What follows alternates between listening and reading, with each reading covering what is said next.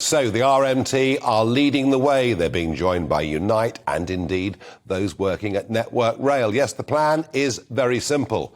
A national rail strike, which will take place on the 21st, the 23rd and the 25th of June. Staggered that way so that it means that trains and shifts will be all over the place. Effectively, there will be no trains in this country for a week and no London Underground either. What's it all about? Very simple. In times of inflation, trade unions always demand pay rises. I suppose, in fairness to them, they want to defend the interests of their members. They're looking for an 11% pay rise and a guarantee that nobody is going to be sacked that works on the railways. Is this justified? Is it reasonable? Let me know what you think. Farage at GBNews.uk. I have to say that during the pandemic, the railways had to be bailed out by £16 billion of public money. Much of our network effectively has actually been nationalised. They're running at a loss. And even though London and other cities feel like they're back to normal, train travel is 25% lower than it was before the pandemic.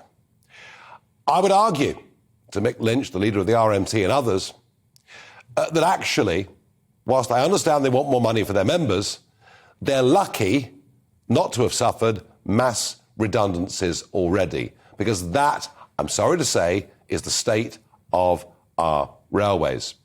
And to ask for an 11.1% rise, well, of course, they want the retail price index number, not the consumer price index number, which gives our official inflation rate at 9%. The government, of course, are resisting.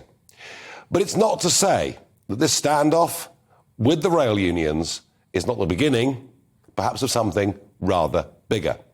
The last big strike on this scale was in 1989, but those of us old enough to remember the 1970s knew that it was strikes, strikes, strikes, one after another, sector after sector. And if the government was to give in to this union, then all that does is further add to inflationary pressure. So I would argue, Mr. Lynch, that actually this strike isn't justified at all. You're going to have to accept a pay rise that is below the rate of inflation. And yes, you must fight hard to try to make sure the number of redundancies is as few as it possibly can be.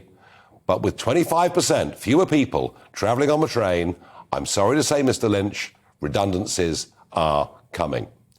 If this government does not stand up strongly to this trade union, if it buckles, if it gives in, then I'm sorry to say, in my view, we'll be back to the industrial strife we saw back in the 1970s. Maybe not quite the winter of discontent, but something along those lines.